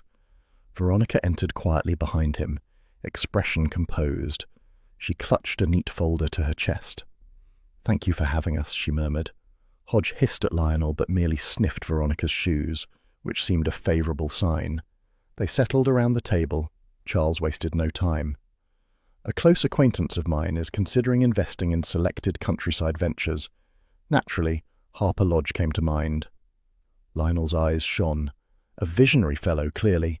We have enormous plans for expansion. Facilities, retreats, cookery weekends. Oh, the potential." Veronica sat straighter, eyes narrowing. "And this investor would require the usual due diligence period?" she asked. "Financial audits, legal checks, liability reviews." Lionel shot her a warning glance. "We can discuss details later, my dear." Agatha watched the exchange with relish. Something trembled under Veronica's cool facade. Charles adopted his laziest, most disarming smile. Naturally, nothing intrusive, just formalities. "Formalities," Veronica repeated, her fingers tightening around her folder. "Yes, of course." Agatha passed the biscuits with an exaggerated sweetness. "Lovely weather we're having," she said, knowing full well no one cared. The tension at the table had a sharper edge than the lemon shortbread. Lionel launched into an enthusiastic sketch of expansions, using one of Mrs. Bloxby's newsletters as scrap paper. "We begin with new rooms, then spa facilities, perhaps a vineyard." "A vineyard?" Agatha's eyebrow twitched. "In Gloucestershire?" "With enough investment," Lionel insisted. "Anything is possible." Veronica's jaw tensed. "We should not overwhelm our hosts with too many visions." Lionel gave Charles a conspiratorial wink. "She worries, but she'll thank me once the money flows." Agatha noted the slight tremor in Veronica's hands when Felicity's name drifted into the conversation. "Such a tragedy," Veronica whispered.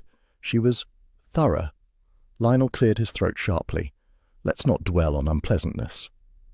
After an hour of brittle hospitality, the pair returned to Harper Lodge. Agatha and Charles exchanged a glance the moment the door shut. "Well," Charles said, brushing cat hair off his sleeve, "one of them's ready to leap for investment cash. The other's ready to leap out a window." Agatha topped up her tea. "We poke further." They returned to the lodge under the guise of continuing discussions. Lionel ushered Charles down the hallway with a suspiciously furtive air. "Just between us men," he said, voice dropping, "an investor gets special arrangements. Incentives. Flexible accounting." Charles smirked. "Flexible?" "A little skim here, a harmless adjustment there," Lionel whispered. "Everyone profits." Agatha's stomach turned. She pretended to admire a vase while she strained to hear. Lionel's confidence was nauseating.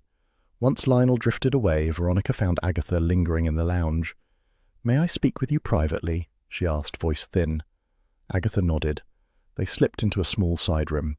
"I know what Lionel told Charles," Veronica began, clasping her hands tightly. "He thinks himself invincible, but he drags us into ruin." "Us?" Agatha prompted. Veronica took a shuddering breath. "I'm co-owner, co-guarantor. I signed loans I didn't fully understand because he promised stable growth. None of it was true. I've been cooking the books, adjusting figures. Only a little, I thought at first." Tears welled. But it spiraled. Felicity found discrepancies. She threatened exposure. "So you lured her here?" Agatha asked quietly. Veronica nodded miserably. "I hope to soften her, make her see reason, offer favours, charm, anything to stop the article. I didn't harm her. I swear on everything." Agatha studied the woman's tear-streaked face. Desperation hung around Veronica like stale perfume. "Someone killed Felicity," she said. "If not you, then who?" Veronica swallowed. "There's a locked cabinet in the cellar. Lionel keeps special liqueurs there. Rare, potent, sometimes toxic in quantity. Only he and long-trusted staff should access it." "Long-trusted?" Agatha repeated, thinking of Mrs. Pike. Veronica nodded. "She's been with every owner for decades. She knows the house better than anyone." Before Agatha could press further, Lionel's voice floated down the corridor. "My dears, we reconvene shortly." Agatha left Veronica trembling beside the fireplace. A draught swept through the hall. Portraits shivered in their frames. The lodge felt watchful. That night the house settled into an uneasy hush. Floorboards creaked. Pipes muttered. Agatha paced her room in a dressing gown, thinking through liqueurs, cellars, arguments, debts. The pieces jittered like mismatched tiles. She stepped into the hallway, wanting air. The lights were low, casting long shadows. She reached the staircase and froze. Soft steps whispered behind her. "Who's there?" she snapped. A sudden shove struck her back. Agatha pitched forward, grasping wildly. Her fingers caught the banister. She clung, heart pounding. "Oh, no, you don't!" she shouted, voice echoing off the walls. Charles burst from his room in rumpled pajamas. "Agatha, what—" "A coward tried to kill me," she snapped. "Shorter than Lionel. Quick!" They hurried down the corridor, catching only a shadow sliding around a corner with practiced ease. Charles steadied her. "Must you terrify me nightly?" Agatha clutched the banister. "Someone knows I'm close." They returned to her room. Agatha's pillow felt oddly empty without Hodge. She imagined him back in Carsley, shedding fur with judgmental dedication. Agatha sat on the edge of the bed, stroking the blanket where Hodge should have been, as if sheer irritation could summon him back to safety. "This house is full of liars," she murmured. "But one of them moves like they've known it for years." Hodge stretched, kneading the blanket as the kettle on the tray let out a soft, reassuring sigh. Agatha watched Mrs. Pike glide across the hallway with that quiet, effortless authority that suggested ownership rather than employment. The housekeeper moved with the calm of someone who believed the building itself might collapse without her supervision. Agatha narrowed her eyes. Everyone else at Harper Lodge fussed, fretted, snapped, or drifted. Only Mrs. Pike seemed to inhabit the place like a queen in sturdy shoes. Bill was in the dining room interviewing staff again about the stair incident. Lionel fluttered between indignation and wounded innocence. Veronica hovered pale and repentant. Nigel tried to be invisible. Graham swore he'd been nowhere near anything dangerous, a claim delivered so anxiously that Bill took 2 full minutes to reassure him that intense guilt, while suspicious, was not yet a crime. Agatha sat in the lounge, pretending to read a glossy brochure about seamless guest experiences. Her attention, however, was fixed on everything else. The cushion arrangement struck her as overly deliberate, as if Mrs. Pike had rearranged them 3 times that morning. The small side table still bore faint rings from Felicity's coffee cup. The armchair where Felicity had perched earlier in the weekend sat primly angled toward the fire, betraying no sign of scandal, except for one stray hair on the arm. "Not mine," Agatha muttered. She brushed at her coat, dislodging several of Hodge's distinctive silver hairs. They drifted to the carpet like damning confetti. She paused, holding one between her fingers. Hodge had stayed home, safely ensconced with Doris Simpson, who had vowed to spoil him with fish and gossip. Yet the armchair had the same fine, silvery hairs embedded deep in the fabric. Mrs. Pike had complained earlier in the weekend about deferring this wretched armchair after Felicity's visits. Agatha had thought it odd then. Now it struck like a pinprick of clarity. Felicity had been here before, not briefly, not casually, but often, and in close proximity to Mrs. Pike. Agatha stood abruptly. "Where's Nigel?" she demanded of no one in particular. She found him outside the kitchen door, pretending to repair a hinge that had nothing visibly wrong with it. At her approach, he jumped as if she had fired a warning shot. "I'm doing honest work," he insisted. "Which is surprising," Agatha said. "Now tell me about Felicity's earlier visits." Nigel glanced over his shoulder to ensure no one else was within earshot. "She came twice before. Said it was for consultation, but she spent more time poking around than writing notes. She'd sit in that lounge chair for hours, muttering." He swallowed. "And she kept saying the place needed a proper clear-out, staff included. She threatened job cuts. She said she'd recommend a complete overhaul. Told me I'd be lucky to keep part-time work fixing garden lights." His voice cracked. "But Mrs. Pike, this house is everything to her. She's lived here longer than any owner." Agatha absorbed this, the pieces clicking into place. Did Felicity ever threaten her directly? "Not directly," Nigel said, looking pained, "but she made comments. Things like, 'This house has too many old habits,' and once, when she thought no one heard, she told Lionel that certain staff were conveniently unmonitored. Mrs. Pike heard it. I saw her face." The drizzle had begun unnoticed, threading down the conservatory glass in thin, cold beads. A faint patter echoed through the corridor. Agatha stepped inside the drawing room, warmth enveloping her. Mrs. Pike was polishing the mantel, movements orderly and unhurried. Agatha cleared her throat. "We need to talk." Mrs. Pike didn't turn. "If it's about towels, I've already changed them. It's about murder." For a heartbeat, the room held its breath. Mrs. Pike's hand faltered only slightly. "You're mistaken." "I'm not," Agatha said. "Felicity had been here before. You knew her habits. You knew her allergies. You were in the conservatory when the lights returned, and you've known that cellar cabinet longer than any owner." Mrs. Pike's shoulders stiffened. "You're making a terrible fuss." "You also knew the fuse box. You barely glanced at it during Lionel's tour, and you tried to push me last night." Mrs. Pike turned then, eyes dark with stormy calculation. "You don't understand," she said quietly. "Felicity planned to destroy everything. She wanted this lodge gutted, staff removed. I've lived here for 37 years. 37. Where was I to go?" Agatha stepped back, pulse thumping. "People survive job loss without resorting to poison." She wasn't content with reviews, Mrs. Pike pressed on, voice trembling.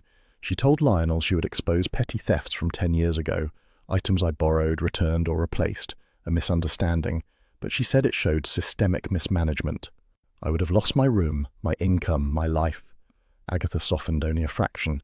"So you swapped her drink?" Mrs. Pike's face twisted, guilt warring with pride.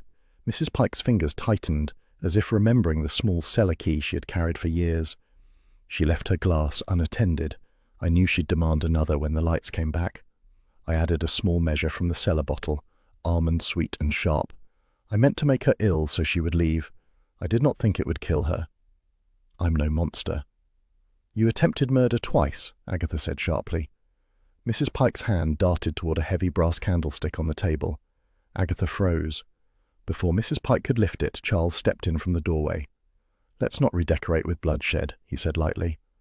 Bill entered behind him, authoritative and calm. "Mrs. Pike," he said, "put it down." The housekeeper sagged, candlestick slipping from her grasp. It thudded softly onto the rug. "I only wanted her gone," she whispered. "She threatened my home." Bill's expression held pity and disappointment. "We'll sort this properly," he said. "No dramatics." Mrs. Pike nodded weakly as he escorted her from the room, Lionel trailing behind in slack-jawed shock.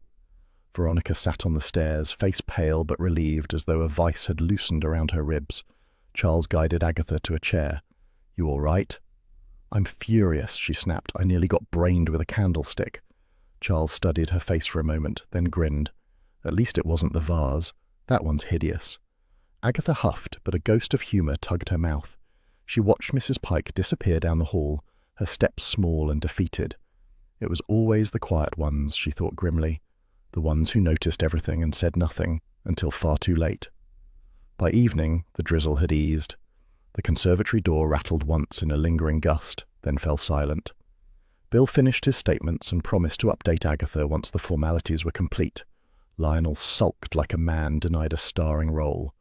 Veronica retreated to her room, her whispered, "Thank you," barely audible as she passed Agatha. Agatha finally returned home well past 9. Hodge greeted her with imperious disdain, tail twitching as if she'd abandoned him for months rather than hours. She scooped him into her arms. "You wouldn't push me downstairs, would you?" she asked. Hodge blinked slowly, then bit her sleeve. Agatha sighed, set him on the kitchen table and flicked on the kettle. Its low, comforting rumble filled the room. "Well," she muttered, smoothing her hair, "another murderous weekend in the Cotswolds, and people say village life is dull." Hodge stretched, yawned, and placed one dignified paw upon her notebook, as if claiming credit for the entire investigation. Agatha allowed herself a small smile. Yes, you helped enormously." The kettle clicked off with a soft, final sigh, settling the house into its familiar, cosy calm, quiet, safe, and blissfully free of housekeepers with candlesticks. "You never trusted her yesterday," Agatha retorted, folding her arms as Doris Simpson held court at the W.I. Hall, declaring she had always suspected Mrs. Pike of being unnaturally quiet. The hall bristled with smug agreement, though Agatha knew half the women couldn't have picked Mrs. Pike out of a lineup before the arrest. Word of the confession had travelled faster than a bake sale rumour. Harper Lodge was now spoken of in awed whispers, as though it were some Gothic manor rather than a mildly pretentious guest house with ambitious menus. Agatha sat stiffly, enduring a wave of congratulatory looks. She disliked that nearly as much as suspicion. Mrs. Mason clucked sympathetically. "You poor thing, right in the middle of murder again." Agatha lifted her chin. "I hardly asked for it." The women exchanged a glance that suggested she somehow had. Before Agatha could bite back, Mrs. Blocksby glided over, her expression filled with gentle authority. "Let's give Agatha a moment, shall we? She's had a trying week." Doris backed away, looking faintly martyred, and Agatha exhaled. "Thank you," she muttered. Mrs. Blocksby smiled. "You're very welcome, but I confess I am troubled." "About Mrs. Pike?" "About many people," the vicar's wife said softly. "Those who fuss the most often fear the most. Lionel's over-eager hosting hid his bankruptcy. Veronica painted on steadiness to mask dread. Even Mrs. Pike tried to tidy her life by tidying that house." She touched Agatha's arm. "Sometimes we all cover our emptiness with busyness." Agatha bristled. "I don't—" "You do," Mrs. Blocksby replied kindly, "and there's no shame in it." Agatha wanted to argue, but the words pressed uncomfortably against her chest. Before she could respond, Roy swept into the hall with the energy of a man who believed drama followed him like cologne. "There you are, darling," he cried, waving a magazine mock-up. "You're a sensation, a national treasure, a danger to murderers everywhere." Agatha winced. "Oh, for heaven's sake. Look!" Roy flourished the draft article. "Cotswold sleuth outsmarts killer housekeeper." A flattering sketch of Agatha stared back at her, jaw determined, hair improbably sleek. She pretended horror. "This is ridiculous," Roy beamed. "You're welcome. It's tasteful yet impactful, like me. You might at least have asked. You'd only have said no, then secretly framed it. Agatha scowled, which merely seemed to flatter him. Before she could land a cutting remark, Charles strode in, eyeing Roy's magazine like a cat spotting a rival. "What's this? Agatha in print again," he drawled. "We'll never hear the end of it." Agatha glared. "I don't enjoy attention." Charles smirked. "You collect it like loyalty points." Roy snorted. Mrs. Blocksby hid a smile behind her sleeve. Agatha snatched the magazine draft and stuffed it into her bag, cheeks warming. "You're all impossible," she muttered, but her pulse fluttered with a tiny, shameful flicker of pride. Later that afternoon, Agatha and Charles walked to the vicarage for tea. The lane was quiet, the sky pale and still. Inside, the small sitting room glowed with lamplight and the faint scent of cinnamon biscuits. Mrs. Blocksby poured tea with serene efficiency. Charles lounged by the fire. "So, Agatha, solving yet another murder. How does she do it? Natural brilliance? Luck? Excessive snooping?" "Insight," Agatha said crisply, "and instinct." "And pushing people until they crack?" "That too," she admitted. Mrs. Blocksby passed the sugar. "It must be difficult, dear, stepping in and out of danger." "I wasn't in danger," Agatha insisted, though the memory of the staircase shove still prickled. Charles raised a brow. "You nearly tumbled like a Cotswold domino." Agatha glared. "I handled it." "Yes, by yelling loud enough to wake the dead." "Better alive and loud than otherwise," she snapped. Mrs. Blocksby intervened with her calm, warm tone. "I'm simply glad you're safe." Something tightened in Agatha's throat. She swallowed quickly and reached for a biscuit she didn't really want. Mrs. Blocksby continued gently. "You did well, not just in solving the case, but in seeing the loneliness behind Mrs. Pike's desperation." Agatha shifted. "She tried to kill me." "Yes," Mrs. Blocksby said softly, "but she was frightened rather than hateful. That distinction matters." Agatha muttered something about foolish housekeepers and pretended to examine her saucer. The praise felt too warm, almost intrusive. Charles finished his tea and rose. "Come on, Aggie, before you're smothered in compassion." Agatha rolled her eyes, but Mrs. Blocksby's small laugh softened the sting. "Thank you both for coming." Outside, the air felt crisp and faintly sweet. Charles walked her home, hands in pockets, expression unreadable. "You did well," he said quietly. Agatha blinked. Compliments from Charles were rare and often disguised as insults. "Thank you. Don't let it go to your head." "There it is," she muttered. He grinned. "Good night, Aggie." Back at her cottage, Agatha kicked off her shoes and fed Hodge, who accepted the offering with regal disdain. The house felt still, as though finally exhaling after the tension of the past days. She stood by the window, arms wrapped around herself. Harper Lodge would likely change hands. Veronica, oddly lighter since the arrest, had been speaking to a sensible accountant. Lionel had slunk into the background, merely foolish rather than malicious. The village would dine off the story for months. Roy's article sat on the kitchen counter, its headline garish but satisfying. Agatha hovered over it, cheeks warming again. She hated that she liked it. Hodge leapt onto the sofa with a soft thump and stretched luxuriously, tail flicking. His indifference amused her. To him, murder and scandal were meaningless so long as the food bowl was full. Agatha poured herself a small glass of wine. Not dramatic, not ritualized, just something to sip while the house settled around her. The cool glass steadied her nerves. She took one slow swallow, thoughtful rather than glamorous. The phone rang. She crossed the room, glass in hand. "Yes?" Bill's gentle voice carried down the line. "Just a small update, Agatha.